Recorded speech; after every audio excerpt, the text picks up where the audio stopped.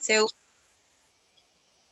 Segundo, quería decirles que estoy bien quebrantada en el espíritu, porque un poquito antes de iniciar el estudio yo estaba hablando con el Señor, estaba hablando con Jesús y Jesús me dice, Evelyn, estás en el momento y la posición correcta.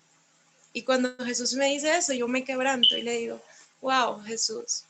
Y lo comparto con ustedes porque me puse a pensar, y una casualidad mi hermano Fitín habló del tema, por cosas del Señor. Me puse a pensar todo lo que pudiéramos estar haciendo en este momento. Hay muchas personas ahorita que esparcen su tiempo en el ocio, haciendo cosas que nada que ver. Y en medio de todo eso, nosotros decidimos conocerle más a Él. Y yo honro la vida de cada uno de ustedes porque saca este espacio para conocer más a Dios. Y en medio de ese conocer más a Dios, vivimos un momento de intimidad con Él, porque aunque no estás solo, estamos unidos bajo una misma conexión. Y eso me llenó mucho y quería compartirlo con ustedes. Honro la vida de mi hermano Fitín, todo el privilegio y todo esto para mí es tan hermoso. Le doy gracias al Señor por esta oportunidad que es de poder llevar un mensaje, poder llevar su palabra.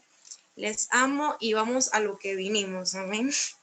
Bueno, vamos a estudiar hoy 2 de Corintios, capítulo 8.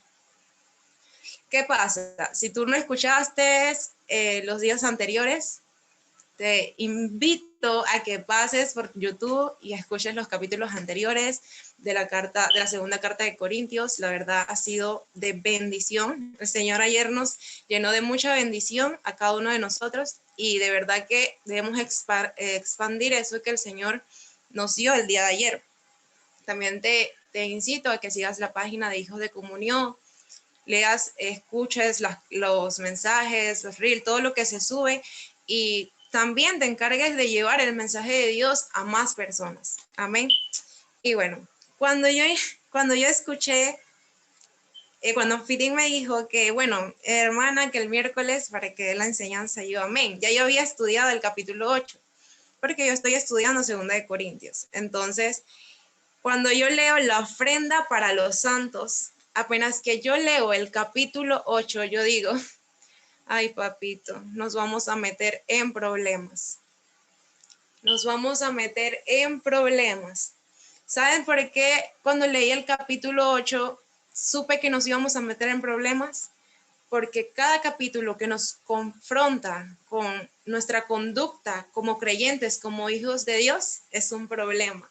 Es un problema, hermano, porque una cosa es estar viviendo en ignorancia, pero otra cosa es cuando el conocimiento de Dios llega a nuestras vidas. Y por eso le digo esto, yo leí la ofrenda para los santos y leí el capítulo y dije, papito, nos vamos a meter en un lío aquí, todos vamos a ser confrontados con la conducta como hijos de Dios. Ahora, vamos a orar, rapidito. Vamos a orar para que Dios abra nuestro entendimiento. Amantísimo Dios y Padre Celestial, yo vengo delante de tu presencia presentándote a cada una de las personas que se encuentran en este lugar, Señor. Padre, presentándote este momento, porque hasta aquí nosotros podemos decir que tú nos has ayudado, que tú has estado con nosotros, mi Dios, que tú has sido fiel, que tu amor ha sido bueno, mi Dios. En este momento yo te presento, Padre, este capítulo 8, mi Rey amado. Señor, para que seas tú abriendo nuestro entendimiento, haciéndonos entender aquello que tú quieres revelarle a tu pueblo, aquello que tú quieres que nosotros aprendamos, aquello que tú quieres que pongamos en práctica, mi Rey amado. En el nombre poderoso de Jesús, Señor, en este momento, bueno, desde hace un rato, Padre, me he quitado yo para que sea tu Espíritu Santo hablándonos a cada uno, mi Dios, y confrontando nuestra verdad, que tú eres nuestra verdad, Cristo. En el nombre de Jesús, amén y amén. Iniciamos. Dice, la ofrenda para los santos. Pero el Señor me regaló un título para nuestra enseñanza del capítulo de hoy, que se llama Revertir nuestro sistema de valores. Así se llama. Revertir nuestro sistema de valores. Para los que apuntan, la palabra revertir viene del latín reverteri, que significa volver a estar como estaba. En otras palabras, esto significa volver a algo a su esencia, llevarlo nuevamente a su esencia. Entonces, ¿por qué comienzo con esto? Porque hoy Dios viene a darnos luz a través de una verdad que estaba distorsionada. Todo esto es para que vayamos entrando a la introducción del mensaje de hoy. El Señor desea darnos luz tras una verdad que ha sido distorsionada. Porque si nosotros vamos a traer algo a la esencia, es porque las palabras tienen poder para moldear nuestros pensamientos. Y el Señor ya sabía eso, hermano, porque mucho de lo que usted piensa de usted no tiene que ver con lo que usted ha pensado de usted, sino lo que le han dicho de usted. Entonces ya Dios sabía eso. Ya Dios sabía que las palabras tienen poder para moldear los pensamientos de cada uno de nosotros. Entonces, por eso Jesús dejó escrito en su palabra quién eras tú, quién era yo, quién era Él, para que nosotros, por medio de su palabra, podamos entender quiénes somos, porque las palabras moldean nuestros pensamientos. Y me atrevo a decir que esta palabra que el Señor nos va a dar es maná. Y así como el alimento sirve como combustible para darnos energía para todas las cosas que hacemos, yo sé que esta palabra va a traer poder para cambiar nuestros pensamientos. Yo se lo pido al Señor en el nombre de Jesús porque es Él, hermano, es Él el que nos va a hablar el día de hoy. Entonces, la ofrenda para los santos. Para no salirme del contexto del capítulo, este capítulo se trata de una colecta que se estaba realizando para los cristianos pobres que se encontraban en la ciudad de Jerusalén. De esto trata el capítulo. Entonces, vamos a estar leyendo los versículos del 1 al 5. En el nombre del Padre, del Hijo y del Espíritu Santo. Dice: Asimismo, hermanos, os hacemos saber la gracia de Dios que se ha dado a las iglesias de Macedonia, que en grande prueba de tribulación, la abundancia de su gozo y su profunda pobreza abundaron en riquezas de su generosidad. Pues doy testimonio de que con agrado han dado conforme a sus fuerzas y aún más allá de sus fuerzas, pidiéndonos con mucho ruego que les concediésemos el privilegio de participar en este servicio para los santos. Y no como lo esperábamos, sino que a sí mismos se dieron primeramente al Señor y luego a nosotros por la voluntad de Dios. Santo Dios. Gracias, Padre, por tu palabra. Vamos a parar aquí en el versículo 5, porque hoy el Señor quiere entregarnos de lo que le dio debido a su amor y su bondad a la iglesia de Macedonia. No sé si estamos viendo cómo inicia este capítulo, pero dice que el Señor, os hacemos saber la gracia de Dios que se ha dado a la iglesia de Macedonia. Entonces el Señor le había entregado algo a la iglesia de Macedonia y hoy Él quiere entregárnoslos a nosotros. Hoy Jesús quiere empoderar a sus discípulos por medio del Espíritu Santo para que puedan llevar a cabo la misión que Él nos ha entregado. Y me encanta, me encanta. No quiero que nos salgamos del capítulo ni de la enseñanza que Dios nos va a dejar con esto. Entonces, ¿qué es el sistema de valores? Para que entendamos el título de nuestra enseñanza, el sistema de valores son las guías de comportamiento que regulan la conducta de una persona. Listo, es eso. Entonces hoy Dios nos trae su guía para poder saber cómo actuar en el reino de Dios y lo que Él quiere hacer en nuestras vidas. Dice Juan 18:36, respondió Jesús: es que mi reino no es de este mundo. Entonces, el título de nuestra enseñanza es revertir, porque el reino de Dios no es de este mundo, pero es para este mundo. Amén. El reino de Dios no es de este mundo, pero es para este mundo. Entonces, el sistema de valores es totalmente diferente a lo que tú y yo conocemos. Amén. Entonces, porque lo que Dios desea es que nosotros portemos el carácter de Él, y que vayamos llevando ese carácter de Dios, vayamos llevando ese carácter de Dios, y vaya que nosotros en todas estas cartas hemos estudiado el carácter del Señor. Entonces eso es lo que Jesús quiere. Simplemente el título de nuestra enseñanza se debe a que Jesús quiere cambiar nuestra manera de pensar, nuestra manera de actuar, nuestra manera de conducirnos como hijos de Dios. Entonces, ¿qué hay con todo esto? Usted me dirá, ¿por qué yo inicio con todo esto? Hermano, porque con este capítulo yo podría decirle a usted, hermano, nosotros tenemos que dar, hermano, nosotros como hijos de Dios tenemos que ayudar a los demás, debemos ser generosos, porque si usted lee este capítulo, usted va a decir que ese es el concepto, o sea, dar, ser generoso, darle la mano a tu hermano, cuidar de tu hermano, dar al que no tiene. Y esto es el concepto real del capítulo. Pero se necesita más. El Señor hoy nos trae más, porque para nosotros portar de lo que Dios entregó a la iglesia de Macedonia, nosotros debemos querer. Nosotros debemos querer volver a la esencia de Cristo. ¿A qué esencia? A la esencia de Cristo, del Cristo que caminó en esta tierra. Vive el Señor. Entonces yo le pregunto, ¿qué hacía diferente a Jesús de este mundo? Voy rapidito a Lucas, uno de mis versículos favoritos. Lucas 4:18 dice lo siguiente: el Espíritu del Señor está sobre mí, por cuanto me ha ungido para dar buenas nuevas a los pobres, me ha enviado a sanar a los quebrantados de corazón, a pregonar libertad a los cautivos y vista a los ciegos, a poner en libertad a los oprimidos y a predicar el año agradable del Señor. Usted está entendiendo lo que dice este versículo. Este versículo habla de que el Espíritu Santo empoderó a Jesús. ¿Para qué? Él lo ungió. ¿Para qué? Para que Jesús caminara en una generosidad radical en esta tierra. Yo no sé si usted entiende ese versículo, pero dice que el Espíritu Santo estaba sobre él y lo ungió y todo lo que dice después de eso era una generosidad radical. Jesús vino a esta tierra a mostrarnos cómo caminar en una generosidad radical hasta el final. Y eso lo vamos a estar estudiando. ¿Saben por qué Dios le entregó esto a la iglesia de Macedonia? Que es lo que a nosotros nos importa, porque nosotros queremos hoy que el Señor deposite eso en cada uno de nosotros. Dice Juan 14:12, de cierto os digo, el que en mí cree, las obras que yo hago, él las hará también, y aún mayores hará.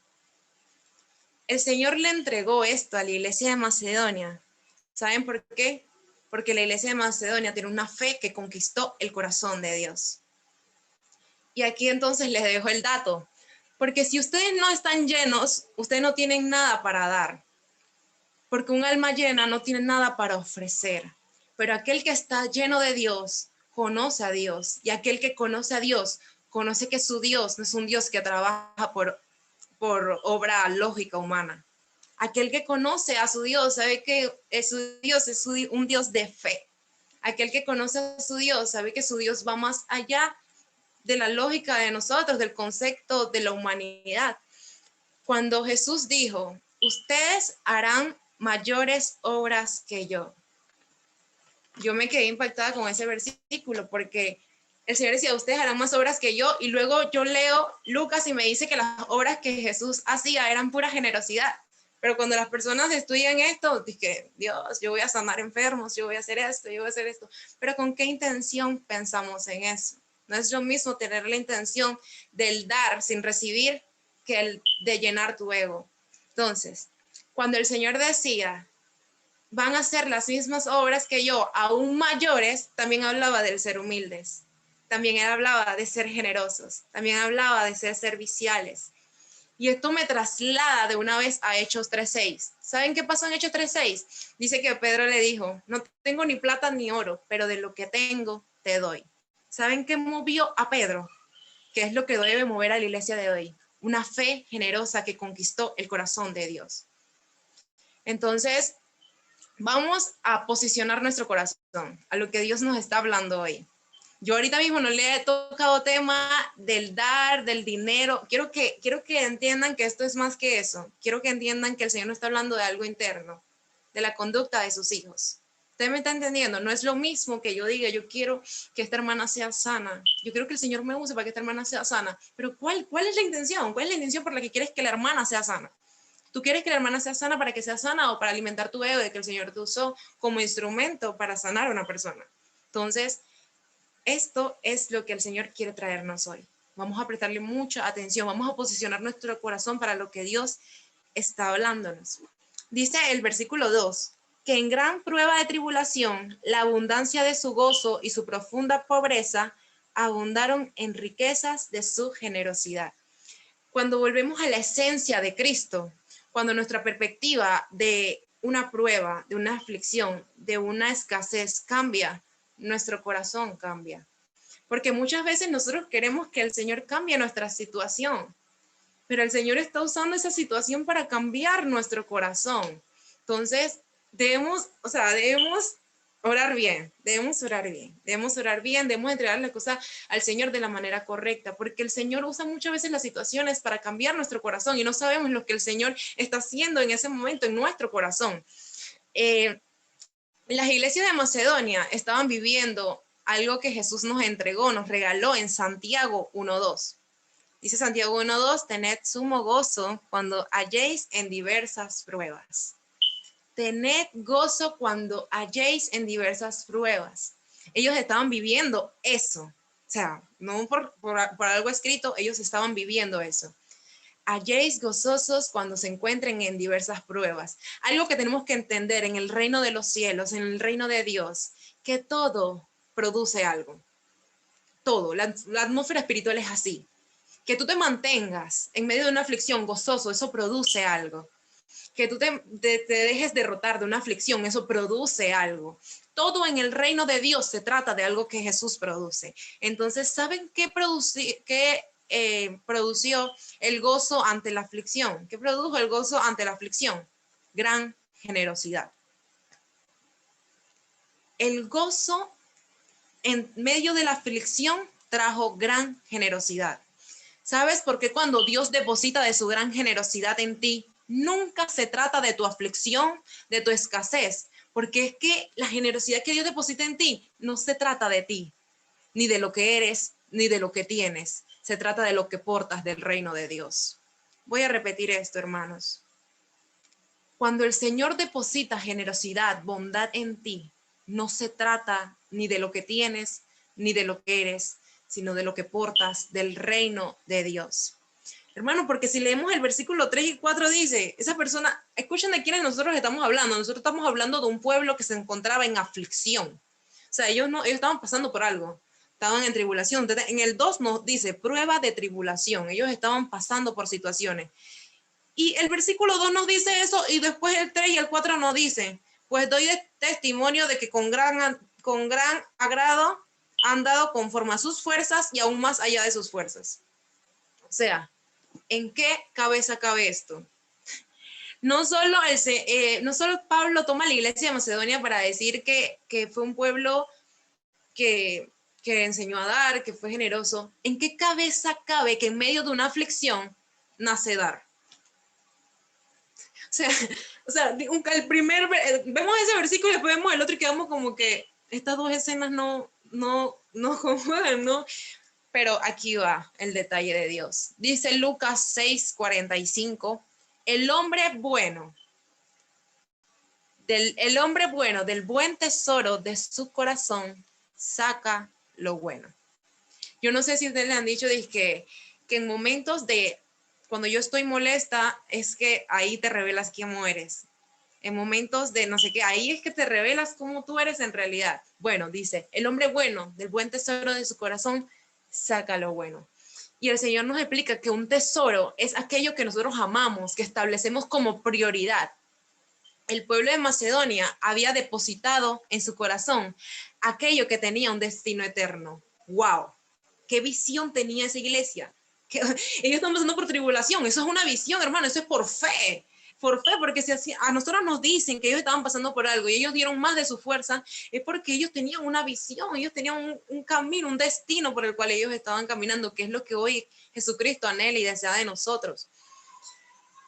El destino, ellos estaban caminando en un destino eterno y era cumplir su misión para mantener la esencia de Cristo aquí en la tierra, aquella generosidad que llevó Jesús hasta la cruz del Calvario. Vemos en el versículo Lucas 23, 42, 43, hay una conversación, ahí nos narra el Señor el momento en que el malhechor le dice, acuérdate de mí cuando vengas en tu reino. Y Jesús le dice, de cierto os digo que tú estarás conmigo hoy en el paraíso. Dios, en los últimos y los peores momentos de Jesús, el Señor mostró generosidad. el Señor mostró perdón. El Señor se mostró tal cual es. Hasta el final, Él mostró para qué vino a esta tierra. Hasta el final, nosotros debemos mostrar para qué estamos aquí. Hasta el final. Y no hablo de un final simplemente de una muerte terrenal. Hablo de los finales cuando nos sentimos que no hay un mañana, en los finales en que sentimos que no hay una esperanza. Debemos recordar a qué vinimos a esta tierra. Y eso me impacta, porque Jesús jamás cambió su esencia, o sea, Él jamás cambió quién era, Él jamás cambió a lo que Él vino por medio de por situaciones de las consecuencias, para nada. Entonces, ¿me entiendes? Cuando te digo que por qué el dar, por qué la generosidad, por qué la humildad, no depende de lo que tienes, ni de lo que eres, sino de lo que portas de Dios, que Jesús tenía en ese momento. Y no te estoy hablando, como te digo, de economía. ¿Qué tenía Jesús en ese momento? Jesús tenía el privilegio de poder darle salvación a ese malhechor. Y le dijo, de cierto os digo, que tú estarás conmigo. El Señor dio la palabra, moldeó el pensamiento. ¿Me están entendiendo? Ese era el último momento, un momento sufrido, y el Señor no olvidó su esencia. El versículo 5 nos dice, y no como lo esperábamos, sino que asimismo se dieron primeramente al Señor y luego a nosotros por la voluntad de Dios. Wow. Se entregaron a ellos mismos como ofrenda a Dios. Conocemos la historia del joven rico. Esto era lo que Jesús anhelaba del joven rico, que entregara su corazón en obediencia, como holocausto vivo. Hermano, porque la obediencia no tiene nada que ver con la situación en la que nos encontremos. ¿Saben por qué? Porque Adán desobedeció en el Edén y Jesús obedeció en el desierto. ¿Ustedes me están entendiendo? Adán desobedeció en el Edén teniéndolo todo y Jesús obedeció en el desierto con hambre. O sea que la obediencia a Dios no tiene que ver nada con las circunstancias en las que nosotros nos encontremos. Ellos se derramaron como perfume a los pies de Cristo. Ellos se derramaron como perfume a los pies de Cristo. Y siempre cuando hablo con Dios, yo le digo, Señor, yo quiero ser adoración para ti. Yo quiero derramarme y ser un perfume grato a tus pies. Y eso es lo que nosotros debemos anhelar como hijos de Dios, derramarnos en los pies de Cristo. No te resistas a esto y entrégate en obediencia. Es necesario que pase todo esto, así como te lo estoy diciendo, para que se cumpla lo que dice Lucas 6:35. Hermano, porque si usted no se derrama en obediencia a Dios, usted no va a poder cumplir lo que dice la palabra de Dios en Lucas 6:35. ¿Qué dice la palabra del Señor? Amad a vuestros enemigos, haced el bien, prestad, no esperando de ello nada, y será vuestro galardón grande y serán hijos del Altísimo. Para que nosotros podamos llegar a dar sin esperar nada, nosotros debemos habernos derramado ante Dios en obediencia. En obediencia, hermanos. De verdad, con la carta de Corintios hemos estudiado nuestra humanidad. Hermano, y a usted no le van a darle a nadie. Nosotros somos de esto. La Biblia nos enseña cómo somos y cómo el Señor quiere que seamos. Hermano, que si te pegan aquí, pon la otra. Nadie hace eso. Que ojo por ojo. Nada, o sea, todo es diferente con Cristo. Todo es diferente con Cristo. Aún la generosidad. Saben, las personas en el mundo hacen donaciones, hacen cosas, pero su corazón está muy lejos de la realidad de Jesús y de la esencia por la cual se hacen las cosas. No sé si me estoy entendiendo. Solo en Cristo Jesús tú vas a hacer algo y llevarlo a la gloria de Dios. No hay otra manera. Porque mientras que tú haces algo en el mundo, tú simplemente te estás vanagloriando a ti mismo y te estás hinchando como lo estudiamos en el libro, en la carta de la primera de Corintios. Y usted dirá, porque cuando yo estaba estudiando este capítulo, yo decía, entonces si Jesús piensa que nosotros somos ricos, que los hijos de Dios somos lo que tenemos que dar. Y exactamente el Espíritu Santo me dijo eso. Déjame decirte que tú y yo somos los más ricos. Somos los más ricos porque allá afuera hace falta el soplo de vida para la gente que camina muerta. Hace falta Cristo en la vida de las personas. Bueno, porque tú puedes sentir que tú lo tienes todo, pero si tú no tienes a Cristo, tú no tienes nada. Entonces, sí somos los más ricos.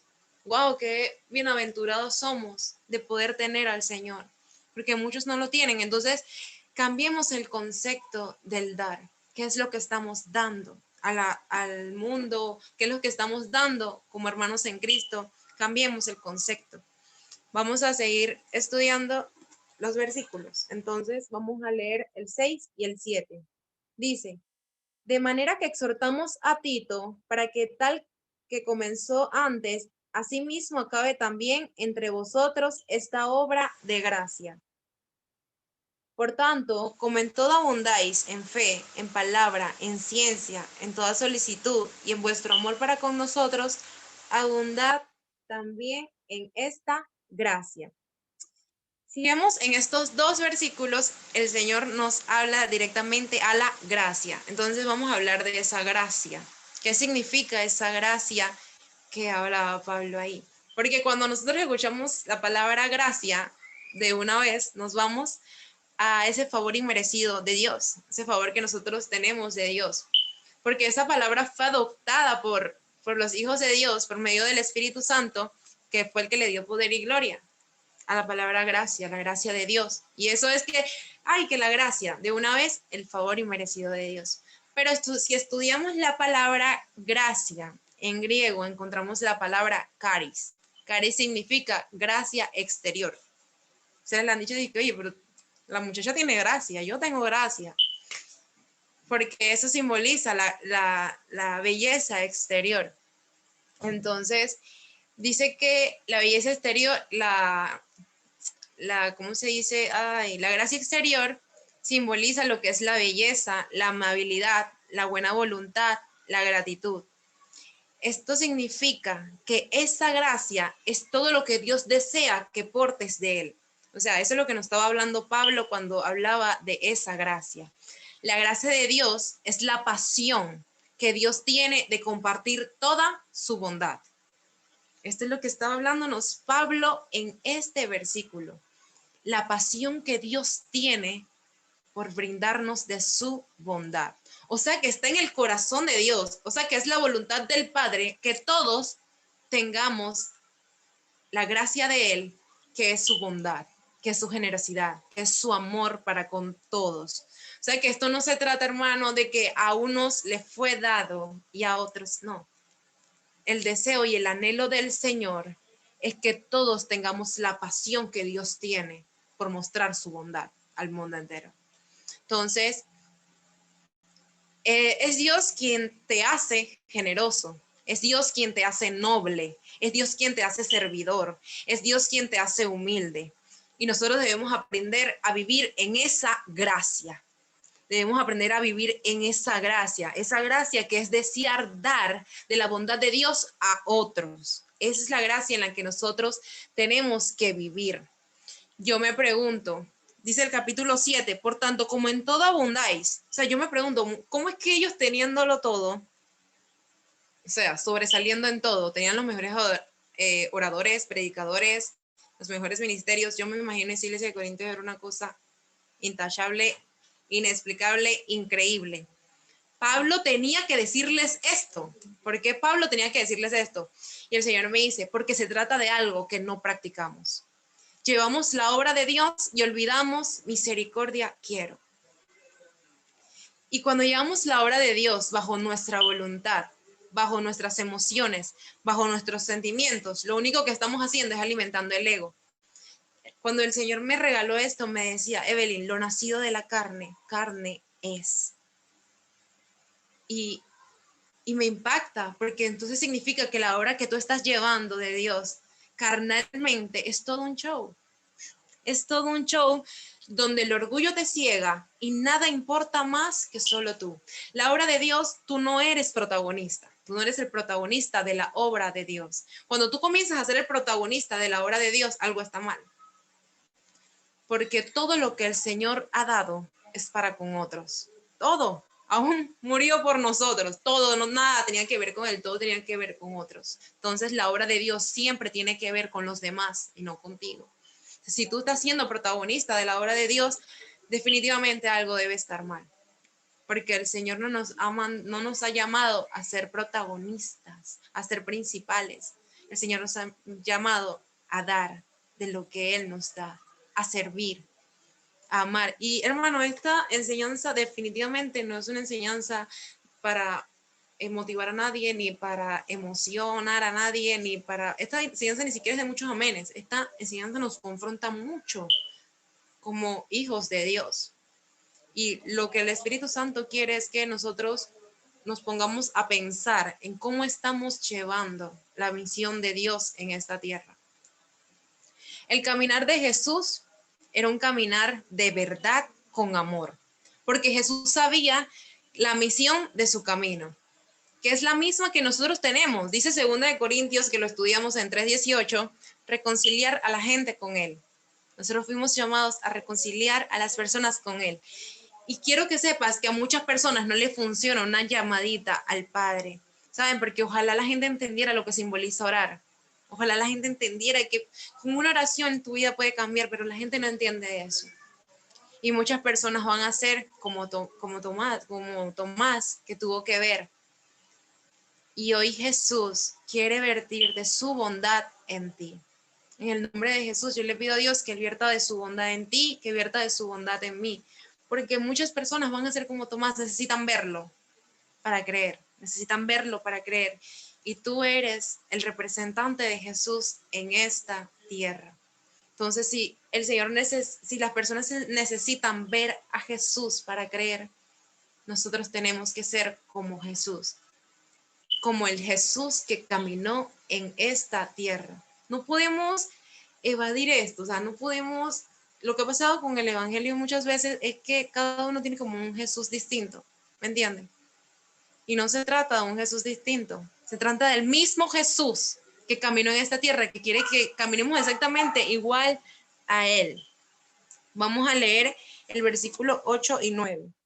No hablo como quien manda, sino para poner a prueba por medio de la diligencia de otros, también la sinceridad del amor vuestro.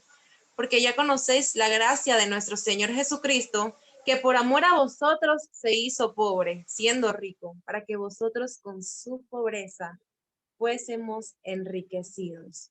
Luego, Pablo, de poner a la iglesia de Macedonia, le dice como que este mensaje debe haber estremecido el amor que ustedes sienten por Dios. Porque algo que tenía la iglesia de los Corintios es que ellos eran apasionados de Dios, amaban a Dios. Fallaban, se equivocaban, de todo, pero ellos amaban a Dios. Entonces, Pablo conocía a quienes le estaba hablando, por eso sabía que eso los estaba confrontando, porque su percepción espiritual les mostraba, les hacía ver aquello que dice Mateo 25:40. Saben que Mateo 25:40, 39, 38, 37, él habla acerca de que tuve hambre y me diste de comer, tuve sed y me diste de beber. Y dice Mateo 25:40, en cuanto le hiciste a uno de mis hermanos más pequeños, a mí me lo hiciste. Entonces, cuando Pablo les muestra todo esto, confronta a la iglesia y wow, nos confronta a nosotros, porque el Señor nos regala este versículo, es que yo tuve sed y no me diste de beber, es que yo tuve hambre y no me diste de comer. Y eso es lo que ellos estaban sintiendo en ese momento. Yo les he dicho muchas veces cuando tengo la oportunidad de hablar con ustedes que a mí me encanta el libro de Lucas. Es uno de mis libros favoritos. ¿Por qué? Porque a mí me encanta cómo relata el alto al sistema de valores del mundo que Jesús le dio caminando en esa tierra. No te estoy hablando de un Jesús que ya había muerto, te estoy hablando de un Jesús que le dio un alto al sistema de valores estando aquí, porque expresa la inocencia total de Jesús. El libro de Lucas expresa totalmente la inocencia de Jesús hasta el final. Y también expresa el perdón al malhechor.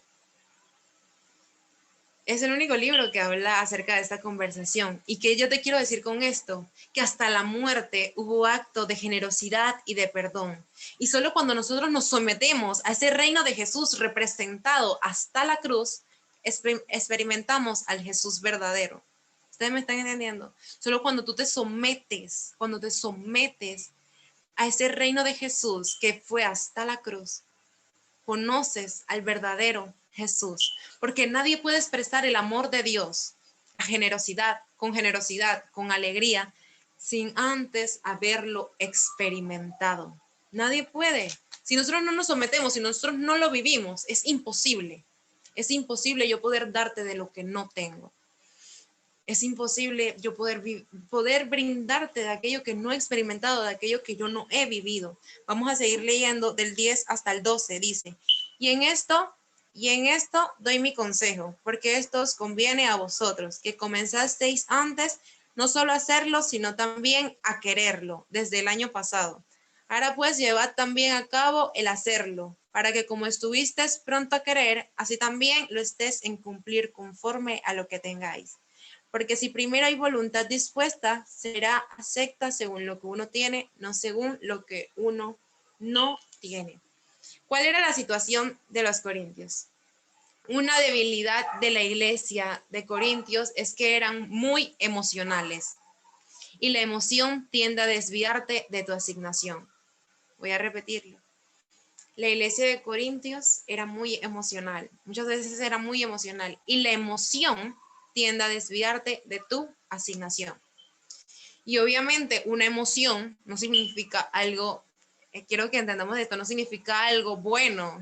No, una emoción lo más seguro es una aflicción, una escasez. Y cada vez que pones tu mirada en el problema, le das poder sobre ti. Cada vez que pones la mirada en el problema, en la aflicción, le das poder sobre ti. Y Dios no puede actuar donde no hay fe. ¿Aló? Dios no puede actuar donde no hay fe, porque Hebreos 11:6 nos dice, sin fe es imposible agradar a Dios. Y hoy Dios nos quiere decir, hey, espérate, encárgate de lo mío, yo me encargo de lo tuyo. Suelta esa carga y cumple con tu asignación, cumple con lo que te mandé. Lleva mi cruz. Cumple con lo que te mandé. Porque cuando hay una firme decisión, hay una poderosa intervención divina. ¿Me estás entendiendo? Cuando hay una firme decisión, es que tú estás decidido a lo que el Señor dijo de ti. Es que tú estás decidido a caminar en lo que Dios dijo de ti, a caminar en la asignación que Dios te encomendó. Hay una intervención divina. Y yo no sé si usted ha vivido esto, en que en medio del caminar el Señor le ha puesto una misión, el Señor le ha puesto algo y se levantan cualquier cantidad de cosas. Pero el Señor dice, yo estaré contigo. Tendréis paz, yo estaré contigo, yo estaré contigo. Y cuando le quitas la mirada a la aflicción, la intervención divina te eleva, porque el Señor es así. Como te dije desde el principio, todo en el reino de Dios es producido por algo.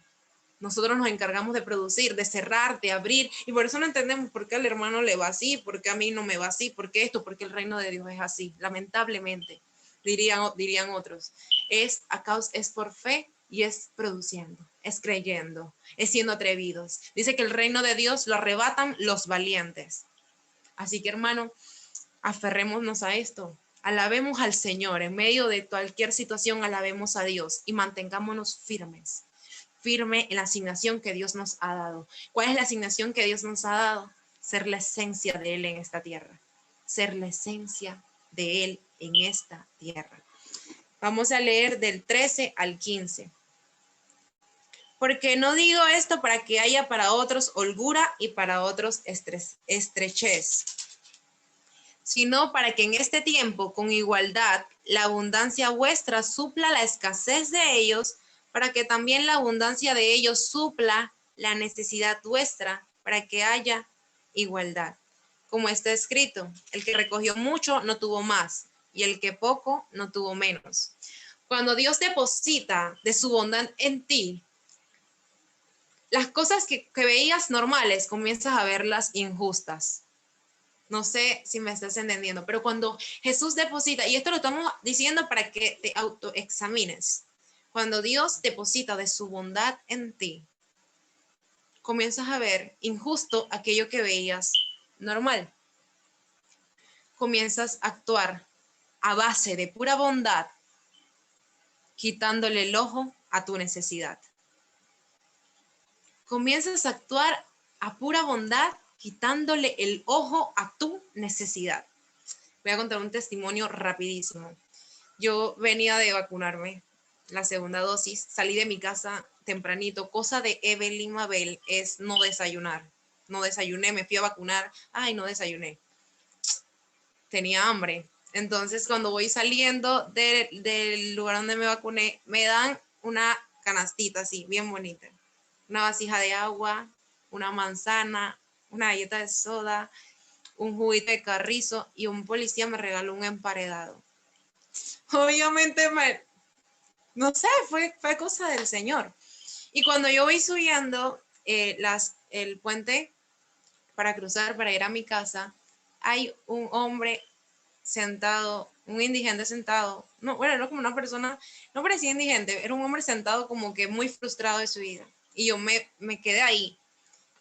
Y yo le hablé, yo que Dios te bendiga, que no sé qué, no sé qué, no sé qué. Y estaba hablando con él y le entregué lo que tenía.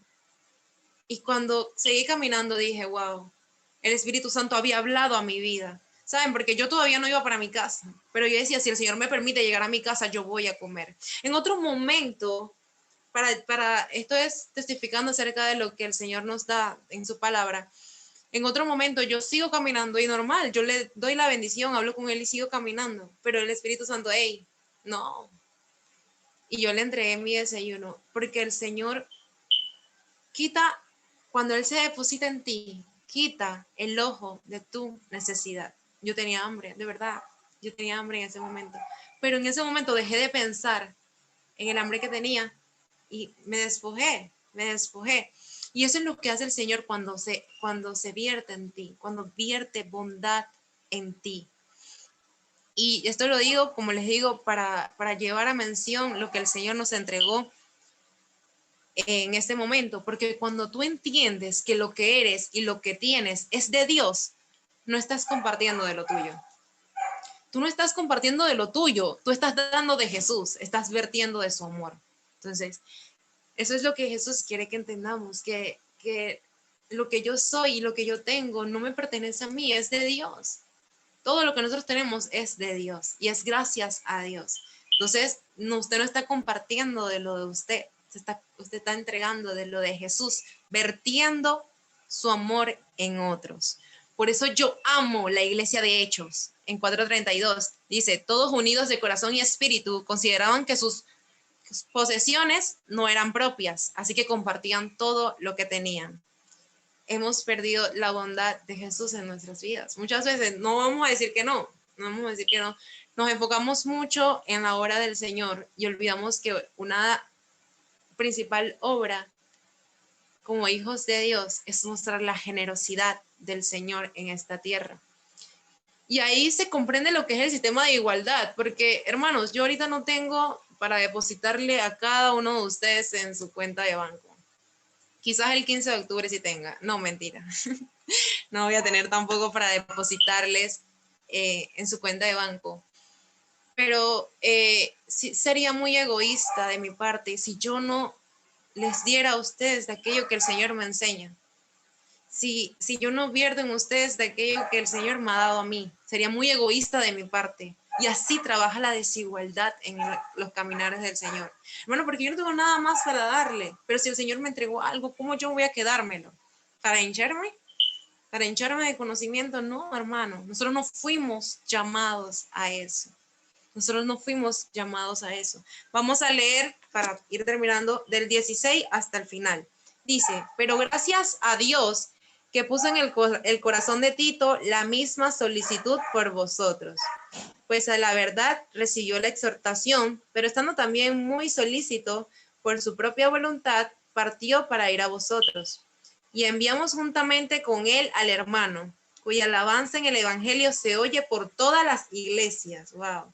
Y no solo esto, sino que también fue designado por las iglesias como compañero de nuestra peregrinación para llevar este donativo que es administrado por nosotros para gloria del Señor mismo y para demostrar vuestra buena voluntad, evitando que nadie nos censure en cuanto a esta ofrenda abundante que administramos, procurando hacer las cosas honradamente, no solo delante del Señor, sino también delante de los hombres. Enviamos también con ellos a nuestros hermanos cuya diligencia hemos comprobado repetidas veces en muchas cosas y harán mucho más diligentes por la mucha confianza que tienen vosotros. En cuanto a Tito, es mi compañero y colaborador para con vosotros. Y en cuanto a nuestros hermanos, son mensajeros de las iglesias y gloria de Cristo.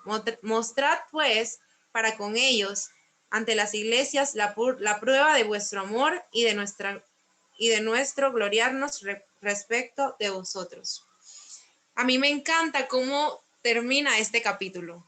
Me encantan esos últimos capítulos porque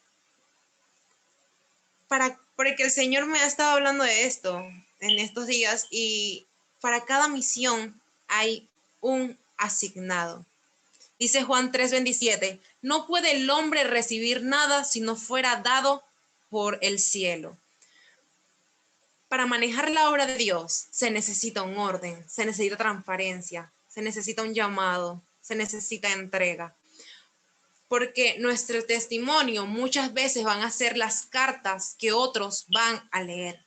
Entonces, me encanta porque Pablo, ¿qué expresa? ¿Qué estaba haciendo Pablo en los últimos versículos que podemos ver en este capítulo? Él estaba mostrando la buena voluntad, estaba dándole orden a la obra de Dios, mostrando quiénes eran los que estaban al frente de esto, quiénes eran los enviados, quiénes eran los designados. Todo esto era una administración para la obra de Dios. Pablo definitivamente conocía la esencia de su caminar. Hermanos, nosotros no somos de los que nos enviamos, de los que nos movemos, de los que nos posicionamos, de los que nos llamamos. Nosotros no fuimos llamados a eso. Usted tiene que entender esto. Nosotros no nos posicionamos, nosotros no nos escogemos, nosotros no nos designamos, nos enviamos. Hoy el Señor quiere revertir nuestra conducta como hijos de Dios. Porque no es donde tú te colocas, no es lo que tú te da la gana de hacer.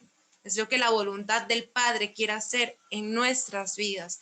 Pablo honró la vida de cada uno de los enviados de Dios en este capítulo. Usted ve, él estaba expresando pura honra de quiénes eran cada uno de ellos, para llevar la transparencia y la voluntad de Dios. Y Dios sabe en quiénes Él confía. Dios sabe en quiénes Él confía, porque Jesús está dispuesto a confiar en aquellos que están dispuestos a caminar como Él, porque Jesús no usará a cualquiera como su representante. Y eso es lo que el Señor quiere dejarnos hoy. Jesús no va a usar a cualquiera para mostrar quién es Él. Entonces, no le estoy diciendo, hermano, que usted es cualquiera, que yo sea cualquiera. Es que usted y yo sabemos cómo estamos caminando como hijos de Dios. Eso es a la conciencia de cada uno de nosotros. Entonces, está en nosotros ser buenos representantes de Jesús en esta tierra. Y lo primero que mostró Jesús fue el dar. Fue el dar. Y si usted ve en este capítulo, el Señor no nos les ha hablado de dinero, de la economía, de cómo usted está. Es más, Pablo en ningún momento mencionó qué posición tenían económicamente ninguno de los enviados de Dios, pero sí que portaban de Dios.